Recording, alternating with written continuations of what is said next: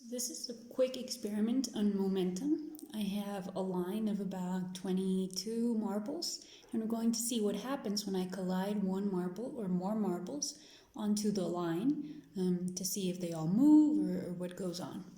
Let's see.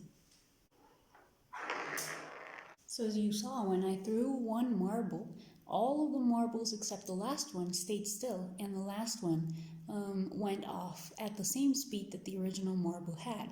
That's because all of the marbles have the same mass, and if the momentum of the system is at the beginning is the mass of one marble times its speed, the momentum at the end has to be conserved and therefore also be the mass of one marble and the same speed. So all the other marbles won't have any momentum. Now let's see what happens if I throw two marbles.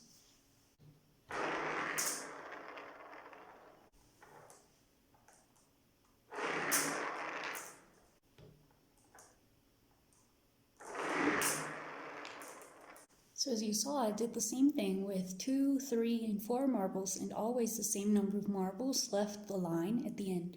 And that will keep happening no matter how many marbles I put. If there's 4 marbles at the beginning, the momentum will only be enough for 4 marbles to leave the line at the end. Now let's see if I use a marble of a different weight as the others. So I use a smaller marble and see what happens. So hopefully you can see what happened there. I threw a marble that was smaller, so the mass was less. So at the end, the marble that left the line, because it was heavier, it had a smaller speed, so the momentum is conserved. Now let's see what happens with a big one.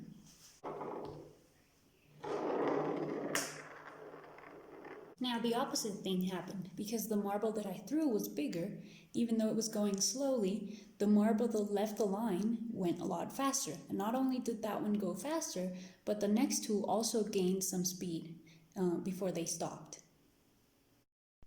Now let's look at these other examples of collisions that can happen between objects of same mass or different mass.